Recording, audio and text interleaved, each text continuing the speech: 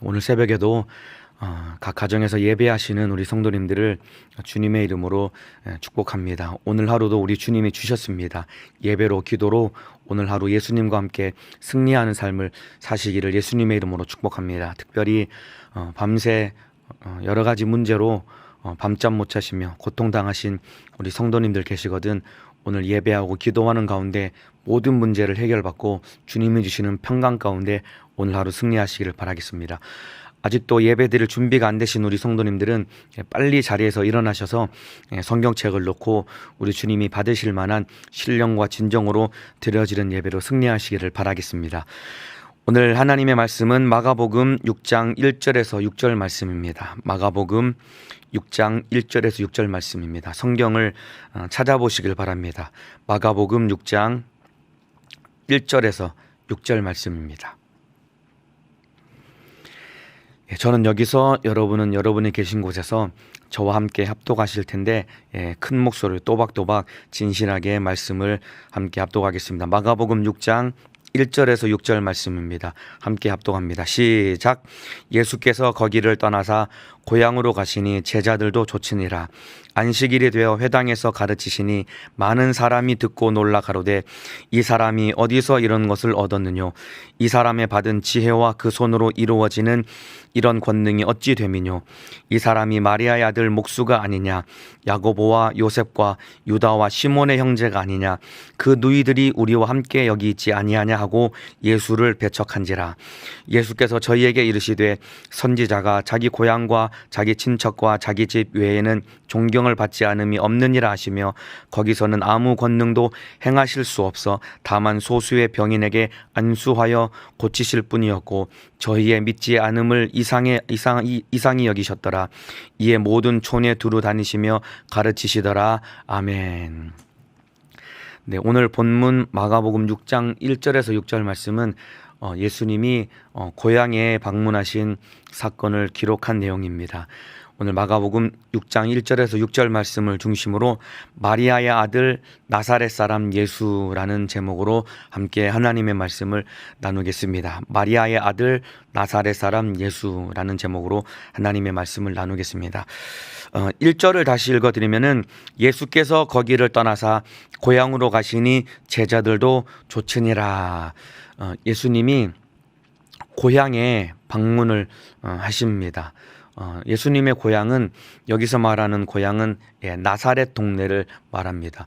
예수님이 태어나신 곳은 베들레헴 지역이지만은 예수님께서 유년기를 보내시고 공생애를 사시기 전까지 예수님이 사셨던 지역은 나사렛 지역입니다. 이 고향을 제자들과 함께 방문을 하시는데 예수님이 고향을 방문하신 목적은 이 금의 환향을 위해서 고향을 방문하신 것이 아닙니다. 그러니까 하나님의 아들이심을 만천하에 이제 공개하시고 이제 따르는 제자들과 함께 고향을 방문하셔서 예수님이 내가 하나님의 아들이다라는 것을 과시하기 위해서 고향을 방문한 것이 아니라 고향에도 복음을 전하기 위해서 예수님이 방문하셨고 또 한 가지는 제자들과 함께 고향을 방문하심으로 제자들을 가르치시고 훈련시키시기 위해서 예수님이 고향을 방문하신 것입니다. 예수님께서 고향을 방문하셨을 때 어떤 대접을 받고 얼마나 이 멸시와 천대를 받으실 것을 예수님이 이미 미리 아셨지만은 제자들을 데리고 가신 것은 이제 다음 주에 나올 그 12제자들 파송하기 전에 이 복음을 전하는 자가 당하게 될 이런 어려움을 제자들에게 일러주시기 위해서 그리고 훈련시키기 위해서 제자들과 함께 고향을 방문하셨습니다. 2절과 3절 말씀을 다시 한번 읽어드리면은 안식일이 되어 회당에서 가르치시니 많은 사람이 듣고 놀라 가로되 이 사람이 어디서 이런 것을 얻었느뇨? 이 사람의 받은 지혜와 그 손으로 이루어지는 이런 권능이 어찌 됨이뇨?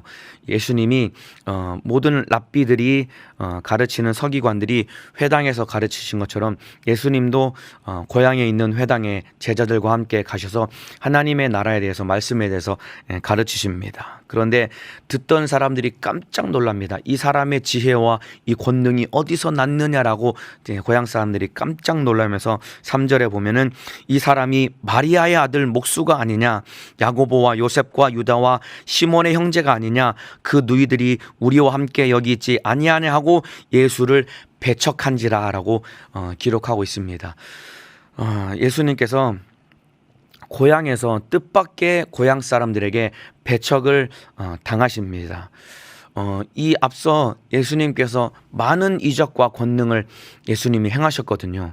4장 후반부에 보면은 예수님이 풍랑과 바람과 바다를 잔잔케 하시는 이적을 행하셨고, 그 다음에는 거라사 지방에 가셔서 거라사 지방에 있는 귀신 들린 사람의 귀신을 쫓아내는 이적을 행하셨고, 그리고 12년간 혈루증 앓은 여인의 질병을 고치시는 이적을 행하셨고, 그리고 마지막으로는 야이로의 죽은 딸을 살리시는 이런 이적을 행하심으로 지금까지 누구도 하지 못했던 이런 엄청난 큰 이적을 행하시면서 분명하게 하나님의 아들이심을 나타내시고 보여주셨는데, 뜻밖에도 고향 사람들이 예수님을 배척하고 믿지 않은 것뿐만 아니라 예수님을 배척했습니다. 그러면서 그랬던 이유는 그만큼 예수님에 대한 그 믿음을 갖지 못한 것인데, 바로 이러한 걸 통해서 보세요. 아무리 옳은 일을 할지라도 모든 사람들의 지지를 받을 수는 없는 것입니다. 예수님이 엄청난 이적과 능력을 행하셨지만은 고향 사람들에게는 배척을 당하신 것과 똑같이 저와 여러분도 아무리 우리가 하나님의 일을 하고 아무리 옳은 일을 할지라도 모든 사람들에게 다 지지를 받을 수는 없는 것입니다.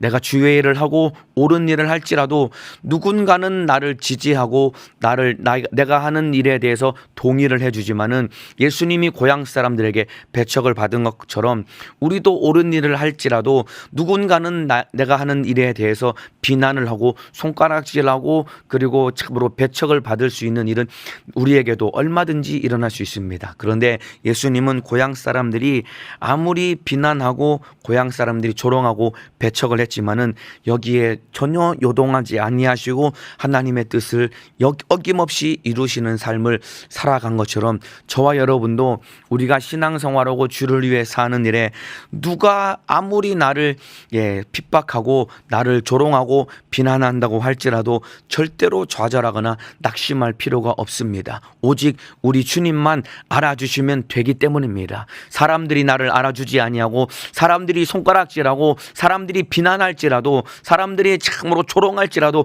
주님만 나를 알아주시면 되기 때문에 내가 믿음 안에서 주님이 원하시는 일, 우리 주님이 뜻하시는 일을 하는 일에 지지를 받지 못하고 멸시와 천대를 받을지라도 요동하거나 낙심하거나 좌절할 필요가 없는 것은 사람이 알아주지 않을지라도 주님만 알아주시면 되는 것이고, 우리 주님도 옳은 일을 하셨지만은 고향 사람들에게 배척을 당하시고 멸시와 천대를 당하시는 이런 모욕스러운 일을 겪으셨던 것처럼 우리도 주님 가신 길을 따라가는 일에 얼마든지 멸시와 천대를 받을 수 있기 때문에 멸시 천대를 받을 때 우리가 좌절하고 낙심할 필요 없이 주님처럼 요동하지 않고 아버지의 뜻을 이루는 믿음의 사람 되시기를 예수님의 이름으로 축복합니다. 5절에 보면은 거기서는 아무 권능도 행하실 수 없어라고 기록하고 있습니다. 고향 사람들이 믿지 않았기 때문에 우리 주님은 아무런 권능을 행하시지 않으셨습니다. 우리 예수님은 믿지 않는 자에게는 아무 일하시지 않는 분이 우리 주님이십니다. 예수님이 아무리 권능 있고 아무리 권세가 있어서 강권적으로 일을 하실 수 있지만은 우리 주님은 믿지 않는 자와는 절대로 일하지 않으시는 분이 바로 우리 주님의 그 마음가짐입니다. 그렇기 때문에 참으로 내 안에서 주님이 나를 통해 이적을 행하실 수 없는 그런 믿음 없는 자가 되어서는 절대로 안 되는 것입니다. 이것보다 안타깝고 비참한 일은 없는 것입니다. 권세 있고 능력 있으신 예수님이 나를 통해 일하실 만큼 내가 주님을 믿고 인정해드리고 지지해드려야지, 권세 있는 주님이 나를 통해 일하실 수 없을 만큼 믿음 없는 자가 되어서는 절대로 안 됩니다. 그래서 우리가 날마다 주님께 구하고 기도하고 간구해야 되는 것은 주님 나에게 믿음을 허락하여 주옵소서. 주님이 나를 통해 마음껏 일하실 수 있도록 나에게 믿음을 허락하여 주옵소서 라고 날마다 기도해서 여러분의 영육 간의 불가능한 문제를 해결받으시기를 예수님의 이름으로 축복합니다.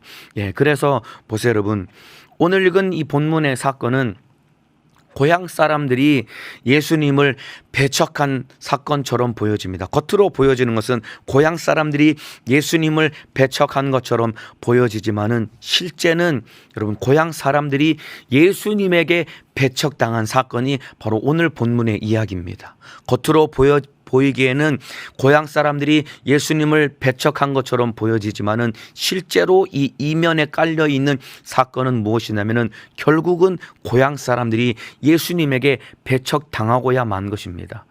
그래서 손해는 고향 사람들이 본 거예요.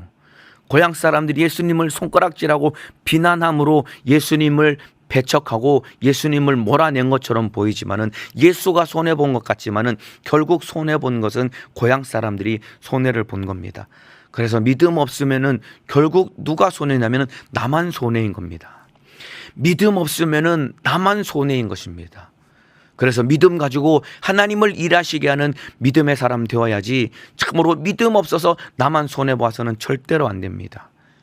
목수의 아들 예수는 아무것도 할 수 없는 존재이지만은 하나님의 아들 예수는 능히 행하실 수 있는 능력이 있으신 분이 바로 하나님의 아들 예수입니다. 그런데 이 고향 사람들은 예수를 목수의 아들로 보고서 참으로 그를 배척했기 때문에 그들이 손해봤지, 그러나 우리는 하나님의 아들 예수로 인정하고 그 예수를 통해서 예수님의 내 안에 일하시게 함으로 내 영육 간의 불가능한 문제를 해결받는 사람이 되어야 됩니다.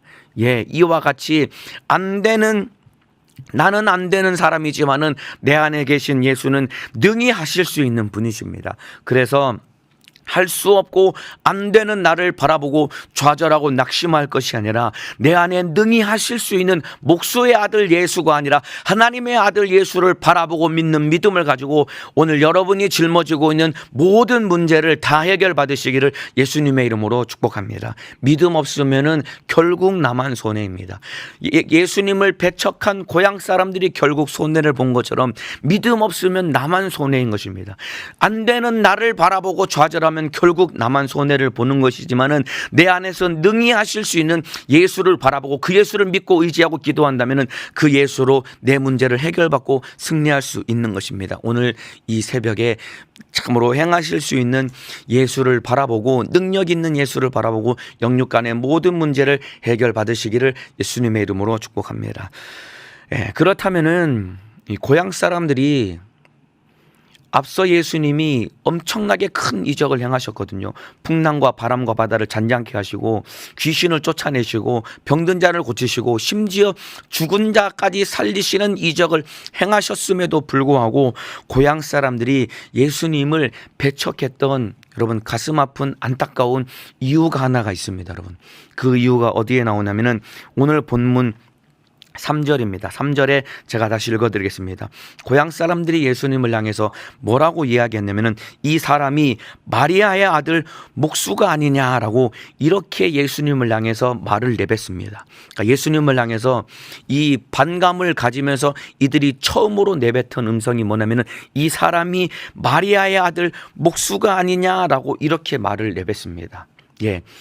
예수님을 향해서 요셉의 아들이 아니냐라고 말하지 않고 마리아의 아들이라고 이들이 부릅니다. 그러니까 예수님을 향해서 요셉의 아들이라고 부르는 것이 아니라 마리아의 아들이라고 이들이 예수님을 향해서 그렇게 지칭을 합니다. 아마 이 당시에 이미 요셉은 마리아의 남편, 예수님의 아버지 마리아의 남편은 요셉은 이미 세상을 떠난 것으로 추측이 되기도 합니다. 그런데 보세요. 그럼에도 불구하고 여러분 유대 사회에서 유대인들에게 있어서 한 사람을 지칭할 때 아버지의 아들로 지칭하지 아니하고 어머니의 아들이라고 부르는 것은 그 사람을 향한 굉장히 모욕적인 언사입니다. 여러분 한 사람을 향해서 누구의 누구의 아들 할 때 아버지의 아들이라고 부르지 않고 어머니의 아들이라고 부르는 것은 한 그 사람을 향한 아주 모욕적인 언사인 것입니다. 어느 때 이 사람이 어느 때 그렇게 어머니의 아들이라고 부르냐면은 바로 이 사생아를 지칭할 때 어머니의 아들이라고 부릅니다.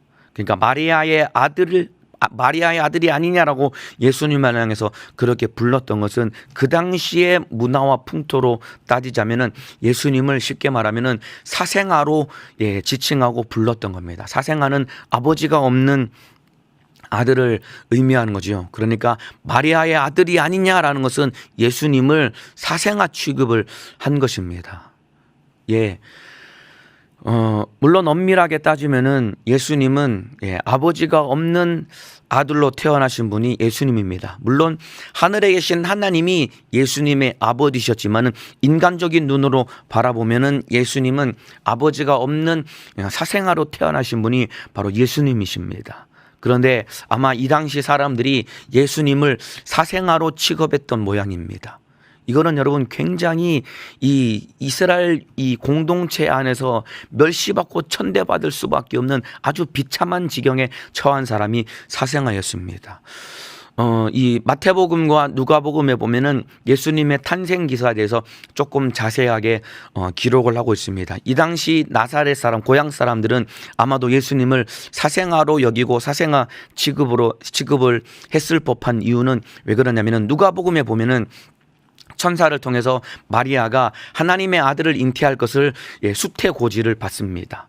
천사를 통해서 너에게 잉태될 그 아이는 하나님의 아들이다라는 이 천사의 말을 듣고 마리아가 곧장 누구에게로 달려갔냐면은 자기 언니인 엘리사벳에게로 엘리사벳의 집에 마리아가 달려갑니다. 그때 이미 엘리사벳은 그 침례 요한의 어머니입니다. 마리아의 언니고 침례 요한의 어머니인데 이 엘리사벳의 뱃속에는 이미 6개월이 된 침례 요한을 엘리사벳이 잉태하고 있었습니다. 그때 마리아가 엘리사벳을 만나는 순간 그 엘리사벳의 뱃속에 있는 침례 요한이 뱃속에서 아이가 뛰놀면서 참으로 이 하나님의 아들을 만났다는 이 기쁨으로 뱃속에서 뛰놀면서 엘리사벳이 마리아를 향해서 너와 네 태중에 있는 아이가 복이 있다고 하면서 하나님의 아들이 잉태되었음을 그렇게 서로 축하하고 하나님께 영광 돌리는 노래를 지어서 부릅니다. 이 내용이 누가복음 1장에 나옵니다. 그러면서 그 이야기 끝에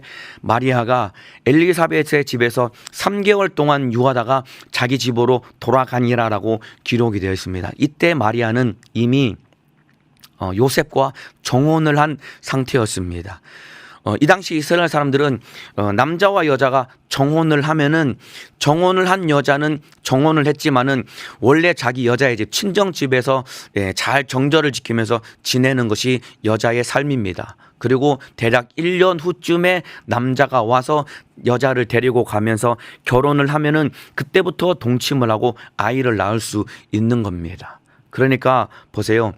이 요셉과 정혼을 한 마리아가 아무리 빨리 요셉과 결혼을 했다고 할지라도 엘리사벳의 집에서 누가복음의 기록에 의하면은 엘리사벳 집에서 3개월 동안 있다가 자기 집으로 돌아왔기 때문에 그제서야 빨리 결혼해도 그때 결혼을 했다라고 쳐도 여러분 마리아가 결혼한 지 쉽게 말하면은 3개월이 임신한 지 3개월이 지났기 때문에 결혼하고 아무리 빨리 결혼했다고 칠지라도 7개월 만에 건강한 아들 예수를 낳은 겁니다.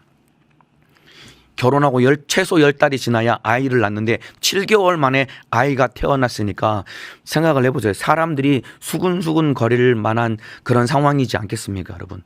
아니 결혼했는데 7개월 만에 건강한 아이가 태어났다고 한다면은 분명히 저 여자와 태어난 아이는 뭔가 문제가 있다, 출생의 비밀이 있다라고 수근수근 거리면서 아마 나사렛 동네에 이런 소문이 났기 때문에 예수님을 향해서 사생아라는 이미 인식이 가득했고, 그렇기 때문에 오랜만에 고향에 찾아온 예수님을 향해서 요셉의 아들이 아니냐라고 말한 것이 아니라 마리아의 아들이라고 말한 것은 이미 예수님을 사생아 취급을 하면서 이 비난을 한 목소리가 그들 입에서 터져 나왔던 것입니다. 그러니까 마리아의 아들이라는 것은 바꿔 말하면은 예수님을 아주 경멸하고 조롱하는 표현인데, 쉽게 말하면 애비 없는 자식 이런 표현입니다. 마리아의 아들이라는 표현은 애비 없는 자식이라는 표현입니다. 이만큼 그렇기 때문에 예수님이 이 고향 사람들에게 배척당하고 고향 사람들에게 조롱당했던 것은 이만큼 예수님이 아픔을 가지고 우리를 위해서 인생을 살아가셨기 때문입니다. 예수님을 조롱했던 예수님의 고향 사람들은 바로 나사렛 사람들입니다. 마태복음 2장 23절에 보면은 나사렛이란 동네에 와서 사니 이는 선지자로 하신 말씀에 나사렛 사람이라 칭하리라 하심을 이루려 함이로라 라는 말씀이 있습니다. 그러니까 그 예수님이 고향이 나사렛이시기 때문에 예수님을 향해서 나사렛 사람이다 라고 우리가 지칭을 하고 있고, 마태는 마태복음 2장 23절에 기록을 하고 있습니다. 이 표현이 왜 나왔냐면은 예수님은 아까 말씀드린 것처럼 베들레헴에서 태어나신 다음에 헤롯의 칼날을 피해서 대략 한 2년여 동안 몇 년 동안 그 애굽으로 피신해 가십니다. 그리고 나서 애굽에서 다시 돌아올 때 원래 살던 곳이 베들레헴으로 돌아온 것이 아니라 바로 나사렛이라는 동네로 돌아오셨는데, 바로 이 모습을 마태가 바라보면서 이는 선지자로 하신 말씀에 나사렛 사람이라 칭하리라 하심을 이루려 함이로라 라고, 바로 구약의 선지자의 말씀이 이렇게 나사렛 사람이라라고 칭하리 라는 말씀이 이루어졌다라고 기록을 하고 있는데, 보세요 여러분, 놀랍게도 여러분 구약 성경 어디에도 나사렛이라는 지명은 한 군데도 등장을 하지 않습니다.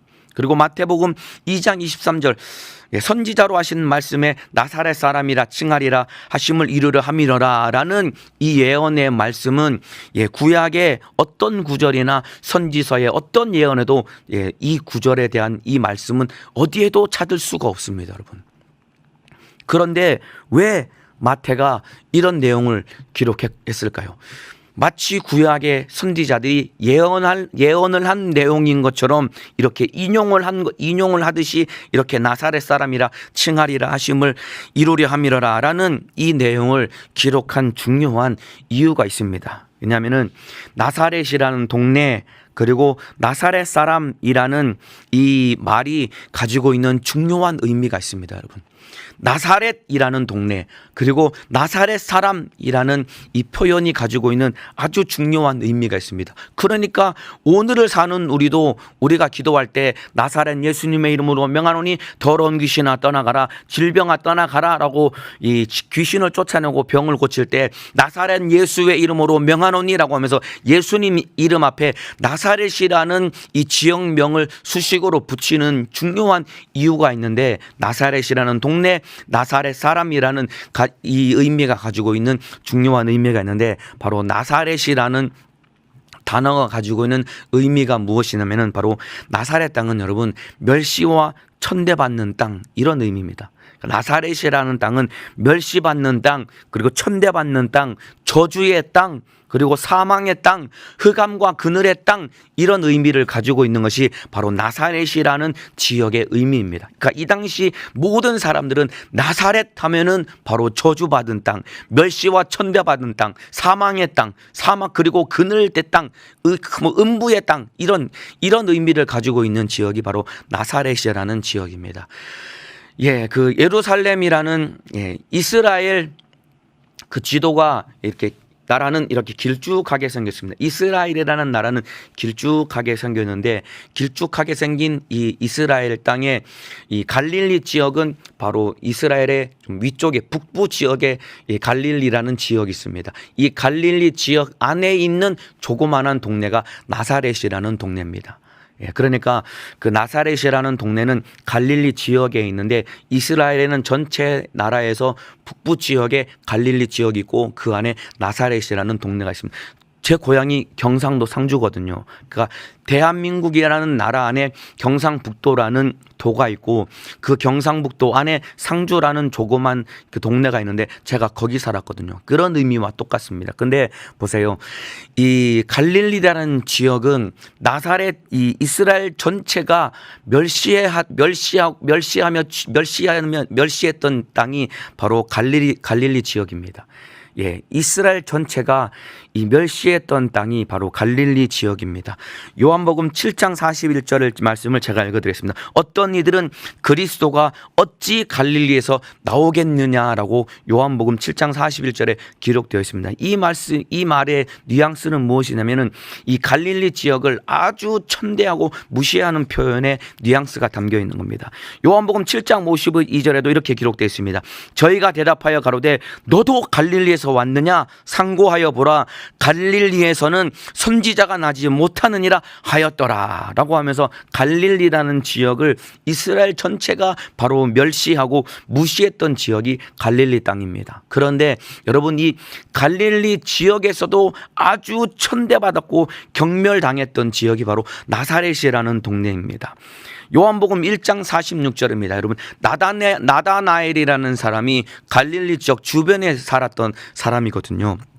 그런데 이 나다나엘이 뭐라고 얘기하냐면은 나다나엘이 가로되 나사렛에서 무슨 선한 것이 날 수 있겠느냐라고 그렇게 대답합니다. 그러니까 빌립이 내가 성경이 말한 그 메시아를 만났는데 바로 그 사람이 나사렛 사람이다라고 빌립이 나다나엘에게 일러주니까 나다나엘이 하는 대답이 나사렛에서 무슨 선한 것이 나겠느냐라고 그렇게 빈정거리면서 무시하는 말을 내뱉습니다. 그러니까 이 나다나엘도 갈릴리 지역에 사는 사람인데 무시받는 갈릴리 지역에 살았던 나다나엘도 나사렛 사람을 천대했던 겁니다. 예, 서울에서 구로구가 가장 못 사는 구 중에 하나라고 하더라고요. 그 중에서도 참으로 이 낙후된 지역이 오류동 궁동이거든요. 근데 오류동 사람이 궁동 사람을 무시하는 것과 똑같은 겁니다. 오류동에는 스타벅스도 있고 맘스터치도 있고 한데 궁동에는 뭐가 있느냐라고 하면서 오류동 사람이 궁동 사람을 무시하고 멸시하는 것과 똑같은 것이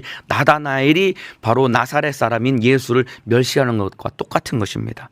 그리고 사도행전 24장 5절에도 이런 말씀이 있습니다. 우리가 보니 이 사람은 연병이라 천하에 퍼진 유대인을 다 소욕케 하는 자요 나사렛 이단의 괴수다라고 그렇게 비난을 합니다. 그러니까 예수 믿는 기독교인들을 핍박할 때 나사렛 이단의 괴수라는 표현에서 바로 나사렛이라는 단어는 바로 기독교인들을 아주 모욕하는, 비방하고 모욕하는 뉘앙스가 담겨 있는 것이 바로 나사렛이라는 단어의 의미입니다. 그래서 마태복음 2장 23절에 선지자로 하신 말씀에 나사렛 사람이라 칭하리라 하심을 이루려 함이라라는 이 말씀처럼 이 선지자들이 나사렛 사람이다라고 예언했다라고 마태가 인용한 것은 바로 메시아이신 예수 그리스도께서 얼마나 멸시받고 천대받고 그리고 십자가 달려 피 흘려 죽으실 것을 바로 예언한 그 의미가 바로 나사렛 사람이다라는 의미인 것입니다, 여러분.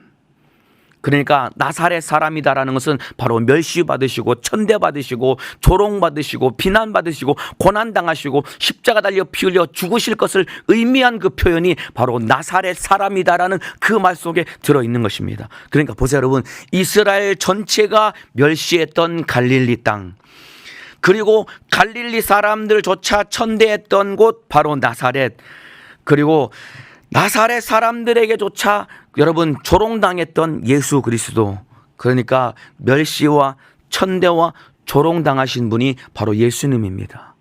예수님이 왜 멸시받으시고 왜 천대받으시고 왜 조롱당하셨냐면은 바로 내가 받아야 될 멸시, 내가 당해야 될 천대, 내가 당해야 될 조롱을 대신 예수님이 담당하시고 십자가 달려 피 흘려 죽어주셔서 우리를 구원하시고 우리를 하나님의 자녀 삼아 주신 것이다 이 말입니다. 이 사실을 믿으시면은 아멘 하시겠습니다. 그러니까 보세요.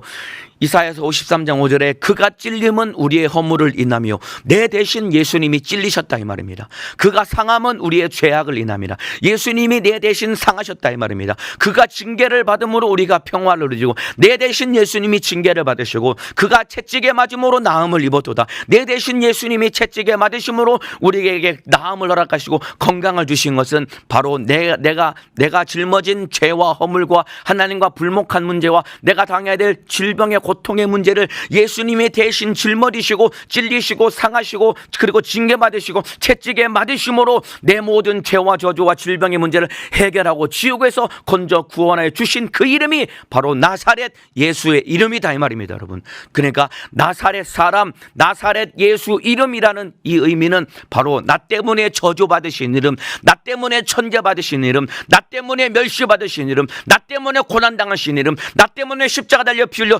죽으신 그 이름이 바로 나사렛 예수 이름이다 이 말입니다, 여러분. 그래서 그 이름으로 명령할 때 악한 마귀 사단 귀신 역사가 꼼짝없이 떠나가는 것은 바로 우리가 예수 이름으로 명령할 때 그 앞에 붙이는 수식어인 바로 나사렛이라는 단어는 바로 멸시와 천대의 땅, 사망의 땅, 저주받은 땅, 바로 그런 의미이기 때문에 예수님의 생애를 그대로 담아놓은 바로 한마디 단어 지명이 바로 나사렛이다 이 말입니다. 그 나사렛이란 단어는 한마디로 말하면 예수님이 멸시받으시고 천대받으시고 참으로 조롱받으시고 고난당하신 모든 예수님의 생애가 함축해서 담겨있는 표현이 바로 나사렛이라는 단어입니다. 멸시 천대받던 이 나사렛 사람들이 예수님을 조롱하기 위해서 썼던 표현이 바로 마리아의 아들이라는 표현입니다, 여러분. 그 당시에도 멸시받고 천대받았던 그 지역 사람들이 바로 나사렛 사람들인데, 멸시받고 천대받았던 나사렛 사람들이 예수를 조롱하기 위해서 썼던 표현이 아까 말씀드린 마리아의 아들이라는 표현입니다. 그러니까 멸시당하고 천대당하는 주제에 그런 쉽게 말해서 아주 꼴값을 떠는 그런 사람들이, 자기도 사람 취급 못 받는 무시당하는 사람들이 예수님을 조롱하기 위해서 썼던 표현이 마리아의 아들이라는 표현인데, 여러분 놀랍게도 그들이 예수님을 조롱하고 비난하고 멸시천대하기 위해서 썼던 그 마리아의 아들이라는 표현 안에 놀랍게도 우리를 구원할 하나님의 섭리가 그 표현 안에 담겨 있습니다. 예수님을 조롱하기 위해 썼던 마리아의 아들이라는 이 표현 안에 우리를 구원할 하나님의 놀라운 섭리가 이 짧은 말 안에, 그들이 조롱하며 내뱉은 말 안에 우리를 구원할 하나님의 섭리가 그 안에 들어 있습니다, 여러분. 자, 보세요. 애비 없는 자식, 이런 예수를 조롱하기 위해서 썼던 마리아의 아들, 이 말은 바꿔 말하면은 여자의 아들이라는 의미입니다, 여러분. 애비 없는 자식이니까 여자의 아들, 마리아의 아들은 여자의 아들이라는 의미입니다. 이 말을 한 번 더 바꿔 말하면은 여자의 후손이라는 말과 똑같은 의미를 갖는 표현입니다. 그러니까 마리아의 아들은 여자의 후손이라는 표현과 똑같은 표현인데, 여러분 이 여자의 후손이라는 표현이 정확히 어디에 등장하냐면은 창세기 3장 15절에 등장합니다. 제가 읽어드리겠습니다. 내가 너로 여자와 원수가 되게 하고 너의 후손도 여자의 후손과 원수가 되게 하리니 여자의 후손은 내 머리를 상하게 할 것이요. 여자의 후손은 내 머리를 상하게 할 것이요. 창세기 3장 15절에 선악과를 먹고 범죄한 아담과 하와와 뱀을 하나님이 참으로 책망하고 그들을 저주할 때 뱀을 향해서 여자의 후손은 내 머리를 상하게 할 것이야 라고 말씀하시면서 여기에 바로 여자의 후손이라는 표현이 등장합니다. 예수님은 여자의 후손으로 오셨지만은 바로 이 예수님이 바로 하나님의 아들입니다. 그러니까 나사렛 예수, 바로 마리아의 아들, 바로 여자의 후손은 바로 나 때문에 멸시당하시고 천대받으시고 내 죄 짊어지고 십자가 달려 피 흘려 죽어드신 분이 바로 마리아의 아들 나사렛 예수, 하나님의 아들이다 이 말입니다, 여러분. 그러니까 천대받고 멸시당했던 나사렛 사람들이 예수를 조롱하기 위해서 던졌던 마리아의 아들이라는 이 표현은 바로 여자의 후손, 우리를 구원하실 하나님의 아들, 바로 예수님의 참으로 생애와 뜻과 섭리가 그 안에 들어있는 표현이다 이 말입니다. 그러니까 나를 위해서 멸시당하시고 내 대신 찔리시고 상하시고 징계받으시고 채찍에 맞으셔서 나를 죄와 사망과 질병과 저주에서 구원하신 그 이름이 바로 예수 이름이다 이 말입니다. 그러니까 나사렛 예수의 이름, 나 때문에 멸시당하시고 나 때문에 천대받으시고 나 때문에 찔리시고 상하시고 징계받으시고 채찍에 맞으신 그 예수의 이름으로 우리가 구할 때 내가 당해야 될 멸시, 내가 당해야 될 천대, 나를 고통스럽게 하는 저주와 질병의 모든 영육간의 문제가 그 예수의 이름의 권세 앞에 영육간의 모든 문제는 해결되고 떠나가는 것이다 이 말입니다. 그래서 우리가 예수님의 이름으로 기도할 때 내가 당해야 될 멸시, 천대, 저주, 질병, 가난의 문제가 그 예수 이름으로 해결되는 것입니다. 뿐만 아니라 보세요, 지옥에서 영원히 나를 멸시하고 천대하고 나를 조롱할 이 더러운 마귀 사단 귀신 역사도 나 때문에 나를 대신해서 멸시받고 천대받으신 그 나사렛 예수님의 이름으로 명령할 때 악한 더러운 귀신 질병은 떠나가는 것이다 이 말입니다. 인정하시면 아멘 하시겠습니다. 그 예수님이 십자가에서 못 박히실 때, 예수님이 십자가에 못 박히신 것 같지만은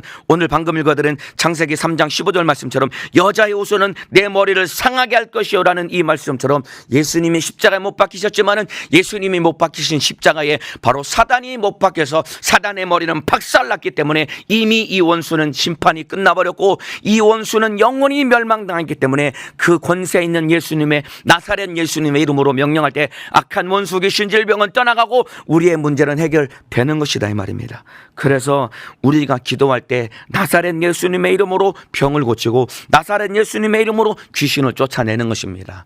예, 나사렛이라는 이 단어의 의미를 모르고 나사렛 예수님의 이름으로 명령해도 예수님의 이름에 권세가 있기 때문에 악한 귀신은 떠나고 질병은 고침받지만은 저와 여러분이 이 의미를 분명히 알고 나사렛이라는 의미를 분명히 알고 이제 기도하고 명령할 때 우리 속에 훨씬 더 큰 분명한 담대함을 가지고 기도하고 명령하고 악한 원수를 몰아낼 수 있습니다. 그러니까 다시 정리해 드리자면 나사렛 예수할 때 나사렛은 바로 나 때문에 저주받으신 예수, 나 때문에 멸시천대 받으신 예수, 나 때문에 고난당하신 예수, 나 때문에 십자가 달려 피 흘려 죽으신 예수. 그러니까 나사렛이라는 단어 안에 예수님이 멸시받으시고 천대받으시고 고난당하시고 십자가 달려 피 흘려 죽으신 모든 예수님의 고난의 생애가 나사렛이라는 단어에 다 들어있기 때문에 나사렛 예수라고 할 때 바로 나사렛은 바로 나 때문에 고난당하신 예수님의 이름으로 명할 때 이 원수 귀신 질병아 떠나가라고 할 때 꼼짝없이 원수 귀신 질병은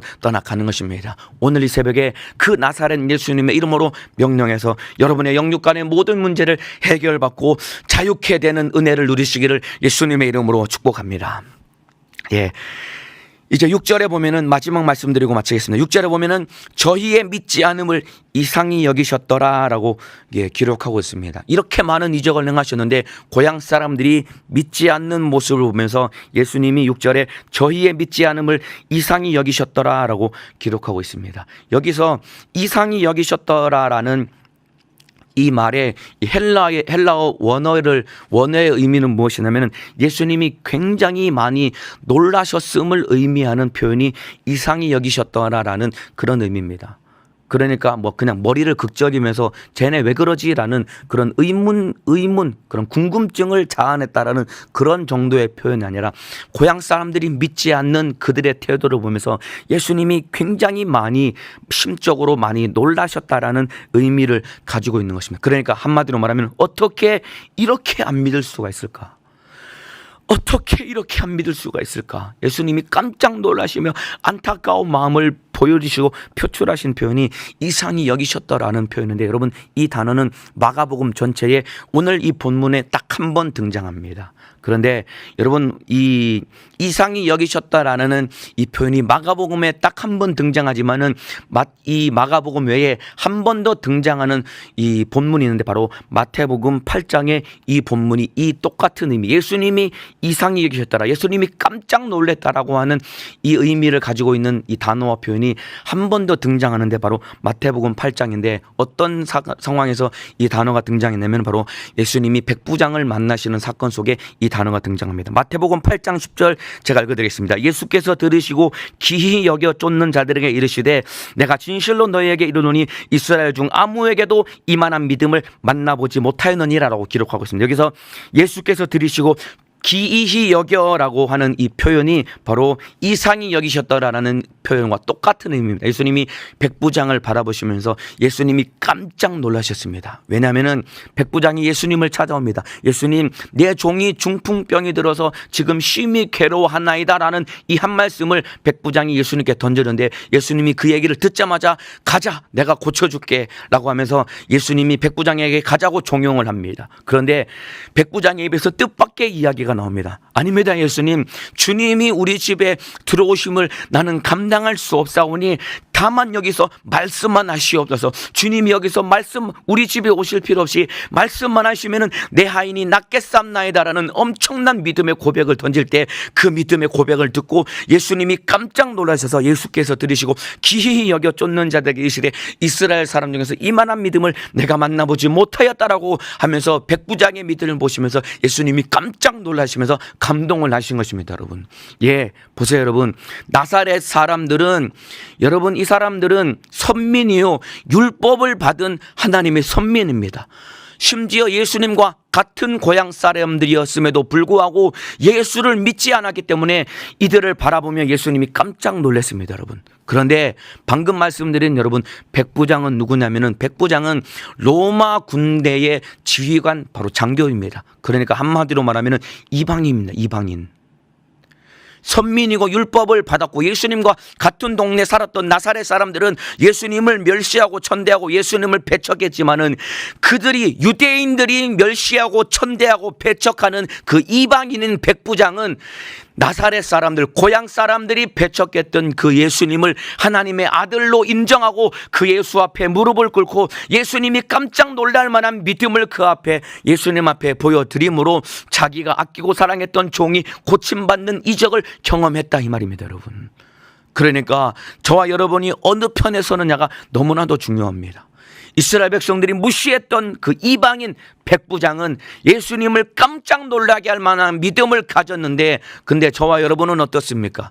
우리가 열심히 영적 생활하고 신앙생활하고 기도한다고 하면서도 정작 우리 안에 예수님을 일하시게 할 만한 믿음이 없어서 우리 주님이 믿음 없는 우리를 바라보실 때 얼마나 가슴 아파하시면서 오늘 읽은 본문처럼 이상히 여기셨더라라고 말씀하실 만큼 우리를 바라볼 때 믿음 없음을 안타까이 여기신다면 얼마나 우리가 주님 앞에 비참한 사람이 되겠느냐, 이 말입니다, 여러분. 믿음 가지고 주님을 일하시게 할 수 있어야 됩니다, 여러분. 내가 교회 다니고 예수 믿고 신앙생활 한다고 나의 신앙의 연조를, 내가 어느 교회 다닌다는 이런 참으로 믿음의 이 조건, 신앙의 연조를 자랑한다고 내가 예수님이 내 안에서 일하시는 것이 아니라, 비록 멸시받고 천대받는 이방인은 백부장일지라도 그가 예수를 믿을 때 예수님이 그를 통해 일하신 것처럼 우리도 예수를 믿는 믿음을 가지고 신앙생활 잘해야 됩니다. 그래서 나사렛 사람들, 고향 사람들에게 멸시당했던 예수님, 이제 더 이상 나에게서 멸시당하지 않도록 그 예수님을 믿는 믿음을 가지고 예수를 인정하는 믿음의 삶을 살아가시기를 예수님의 이름으로 축복합니다. 마리아의 아들 나사렛 예수, 멸시받고 천대받는 땅 나사렛 사람들이 참으로 마리아의 아들, 애비 없는 자식이라고 참으로 비난했던 그 예수가 바로 우리의 구세주였다, 이 말입니다. 그들이 비난했던 그 예수가 바로 내가 당해야 될 저주와 비난과 멸시 천대를 예수님이 대신 짊어지고 피 흘려 죽어주셔서 우리에게 영원한 생명과 영생을 주신 그 예수님이 바로 내 안에 계신 구세주이기 때문에 오늘 그 예수를 믿는 믿음을 가지고 애절하게 기도해서 여러분의 영육 간의 모든 문제를 해결받으시기를 예수님의 이름으로 축복합니다.